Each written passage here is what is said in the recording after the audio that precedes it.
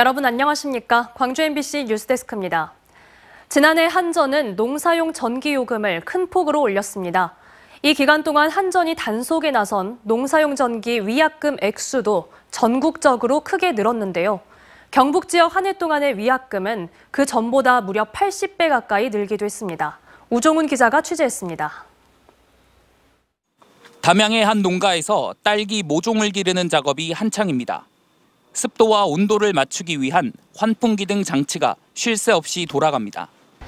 수확이 한창인 지금 시기에는 적절한 온도를 맞추기 위해 이처럼 보온막을 조정해줘야 하고 또 적절한 밝기를 유지하려면 전구를 켜줘야 하는데 모두 농사용 전력을 쓰고 있습니다. 농민은 지난해 농사용 전력값이 늘면서 약 2배의 전기료를 더 내고 있다며 전기값 등을 줄이기 위해 적정 온도를 맞추기가 어렵다고 말합니다. 뭐든지 많이 해야 되는데 더 줄이고 하니까 결과적으로 저희들이 이제 수확하는데 조금 더 영향을 미치죠. 아낀 만큼 수확이 더 안 되는 거니까. 한국전력은 지난해 2차례에 걸쳐 두 종류의 농사용 전력 가격을 각각 74%와 34% 인상했습니다. 인상폭은 교육용과 산업용 등 다른 전력의 평균 인상률인 13.4%보다 높았습니다. 정부는 전남과 제주 등에서 농민 반발이 일자 농사용 전기 인상분을 3년간 단계적으로 반영하겠다는 대책을 냈습니다.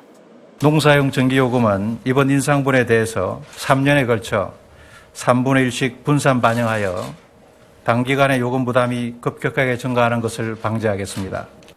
농민을 보호하겠다는 대책과 달리 이 기간 농사용 전기 단속 위약금은 급증했습니다.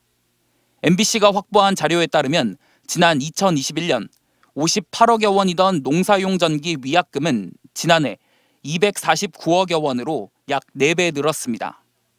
지난 5년 동안 농사용 전기 위약금으로 거친 게 423억여 원인 점을 생각하면 절반이 넘는 돈이 지난해 부과된 겁니다. 위약금 증가폭은 지역별 차이를 보였지만 경북에서는 1년간 79.3배가 늘었고 대전, 세종, 충남, 광주, 전남, 제주에서도 최대 5배 늘었습니다. 계도도 없이 이루어진 단속인데다가 명확한 기준도 없다는 비판을 받고 있는 저온창고 위약금만 따로 떼어봐도 1년간 6배가 늘었습니다. 거의 10배 이상 이렇게 폭증했다는 것은 이게 정상적인 불법 사용 단속이 아니라 농업용 전기에 대한 정당성이나 그 명분을 훼손하기 위한 의도와 목적이 있는 거 아닌가. 농민들은 적자가 누적되다 큰 폭인 23조 원으로는 지난해 한전이 적자를 메우려 농민의 무리한 단속을 한 게 아니냐고 비판합니다. 위약금도 농민과 흥정하듯 이루어지는 상황이어서 납득할 수 없다는 겁니다. 의도적인 한전 누적 적자를 우리 애매한 우리 농민에게 더 씌워서 보전해보려는 꼼수가 아니겠는가. 이에 대해 한전은 정당한 단속이었고 위약금 부과 결정 기준 등 세부 내용은 TF를 꾸려 결정하겠다는 기존 입장으로 답변을 대신한다고 밝혔습니다. 농민회는 전국에서 명확한 기준 없는 농사용 전력 단속이 이루어진 만큼 공동 대응을 논의하고 있습니다. MBC 뉴스 우종훈입니다. 박지원 전 국정원장이 광주를 찾아 윤석열 정권 출범 이후 대한민국이 총체적인 위기에 놓였다며 호남의 역할을 강조했습니다. 그러면서 내년 총선 출마에 대해서는 신중한 입장을 나타냈습니다. 송정근 기자입니다. 박지원 전 국정원장은 윤석열 정권에 대한 비판으로 말문을 열었습니다. 민주주의와 민생경제, 외교 등에서 실패를 거듭하고 있지만 대통령이 할 일은 하지 않고 야당 탄압과 검찰공화국을 만드는 데에만 열중하고 있다고 지적했습니다. 그러면서 윤 대통령의 실정에도 불구하고 반등하지 못하고 있는 민주당도 문제가 있다며 반대를 위한 반대가 아닌 김대중의 실사구시 민주당으로 가야 한다고 민주당에게도 쓴소리를 했습니다. 잘하는 것은 협력하고 발목만 잡지 말고 또 못하는 것은 지적하면서 싸우면서 일하면서 싸우는 그런 실사구시 정당이 됐으면 좋겠다. 호남의 역할도 강조했습니다. 호남이 없었다면 지금의 대한민국도 없었다며 위기에 놓여 있는 대한민국을 위해 호남이 일어설 때라고 설명했습니다. 특히 강기정 광주시장과 김용록 전남지사가 잘해야 내년 총선에서 민주당이 승리한다며 자치단체장들의 역할을 당부했습니다. 우리 시민이나 도민들은 앞산을 보고 살지 멀리 있는 산은 보이지 않습니다. 그래서 그분들이 좀 잘해 주셔야 내년 총선에도 민주당이 승리할 수 있다. 검찰이 진행하고 있는 이재명 당대표에 대한 수사에 대해서는 검찰이 직접적인 증거도 제시하지 못하면서 이재명만 잡으려고 한다며 국민의 지지를 받지 못하면 오히려 검찰에 역풍이 불 것이라고 진단했습니다. 한편 최근 거론되고 있는 총선 출마 가능성에 대해서는 현역 정치로 돌아가겠다는 결심은 하지 않았다면서도 다만 정치는 생물이기 때문에 좀 더 지켜봐야 한다고 입장을 밝혔습니다. MBC 뉴스 송정근입니다. 광주시 의회가 재선 시의원들의 업무 추진비 부적절 사용을 지적하는 한 시민단체의 주장을 해명하는 과정에서 자신들의 관리 부실 사실을 털어놓는 웃지 못할 촌극이 벌어졌습니다. 보도에 주현정 기자입니다. 광주시의회가 내놓은 한 장짜리 해명 자료입니다. 밤 8시가 넘어 부랴부랴 배포된 자료에는 지역의 한 예산감시단체의 주장을 반박하는 내용이 담깁니다. 예산감시 전국 네트워크라는 시민단체가 광주시 재선 의원들의 업무 추진비 사용이 부적절하다고 주장했는데 이게 사실이 아니라는 겁니다. 엑셀 하면서 이렇게 자료가 좀 많이 오기가 나버렸잖아요. 이제 그 부분에 대해서는 그 당시에 작성했던 직원이 그 실수를 다 인정하고. 광주시 의회가 홈페이지에 스스로 공개한 자료를 보면 2명이 참석한 간담회에 46만 원의 세금이 쓰여 1인당 23만 원짜리 밥을 먹은 걸로 나옵니다.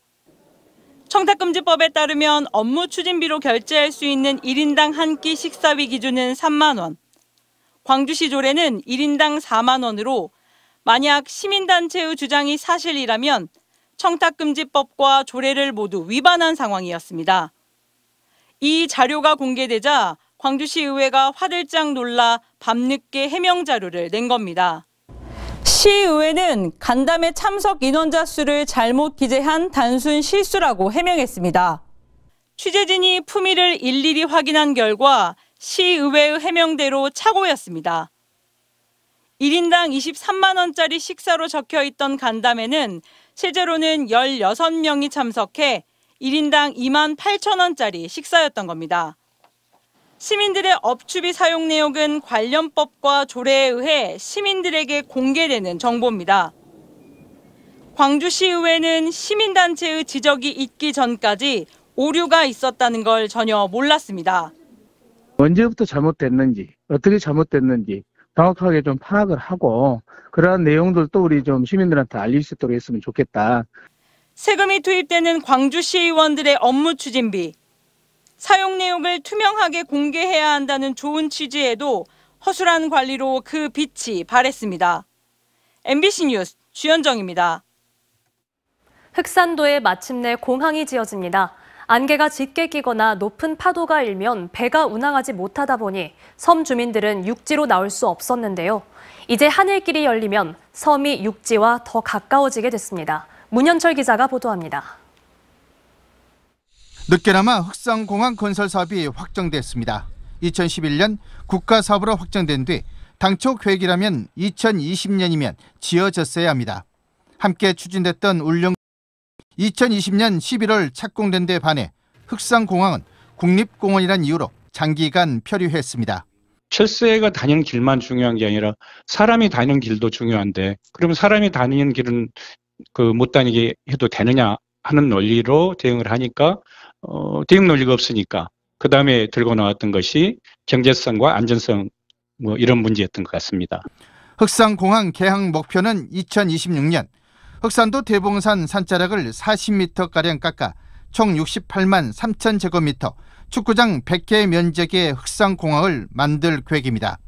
1200m 활주로에 50인승 항공기가 뜨게 됩니다. 2014년 예비 타당성 조사에서 추정된 흑산공항 사업비는 1,833억 원. 물가 변동을 감안해 사업비가 2천억 원가량으로 순조롭게 증액되고 2017년 이후 중단됐던 설계 마무리, 환경 영향평가 등의 절차를 거쳐 빠르면 11월쯤 착공할 예정입니다. 흑산공항이 개항이 되면은 서울에서 7시간 걸리던 것이 1시간대로 단축됩니다. 그리고 지역 경제에 1,500억 원의 생산 유발 효과와 645억 원의 부가가치. 무엇보다 연간 110일, 1년의 3분의 1가량을 날씨 때문에 고립되어 있던 섬 주민들의 이동권이 확대되는 것, 돈으로 헤아릴 수 없는 효과입니다. MBC 뉴스 문현철입니다.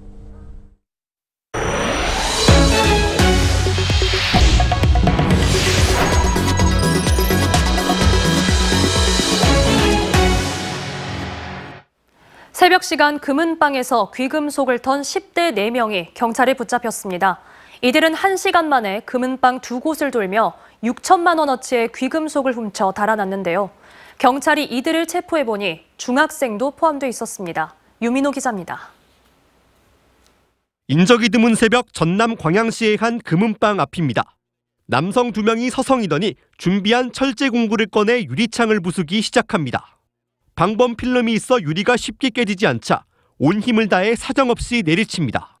금은방 안으로 들어가 진열장에 있는 6천만 원어치 귀금속을 쓸어 담고 다시 빠져나와 도망치는데 불과 1분이 걸렸습니다. 깨진 유리가 있는 자리에는 이렇게 박스와 종이를 붙여 임시 방편으로 막아놓은 상태입니다. 이들의 범행은 여기서 끝나지 않았습니다. 1시간 뒤 또 다른 금은방으로 택시를 타고 이동해 유리창을 부수고 안으로 들어갔습니다. 경찰이 첫 번째 장소로 출동해 현장을 조사하는 사이에도 똑같은 수법으로 범행을 저지른 겁니다. 경찰은 범행 4시간 만에 절도범 중 1명을 붙잡았는데 올해 고등학교에 진학하는 16살 청소년이었습니다. 또 함께 금은방을 부수고 들어간 15살 중학생도 오늘 오후 체포한 뒤 금은방 인근에서 망을 보던 고등학생 2명도 광주시 독립나들목에서 추격 끝에 붙잡았습니다. 경찰은 서로 친구 사이인 이들이 용돈을 마련하기 위해 범행을 저지른 것으로 보고 정확한 범행 동기와 함께 추가 범죄 사실을 조사하고 있습니다. MBC 뉴스 유민호입니다. 광주시가 전국에서 처음으로 영유아 양육가정에 난방비를 지원할 수 있게 됐습니다. 광주시의회는 조석호 시의원이 대표 발의한 광주시 출산양육 지원조례 일부 개정 조례안이 상임위를 통과했다고 밝혔습니다.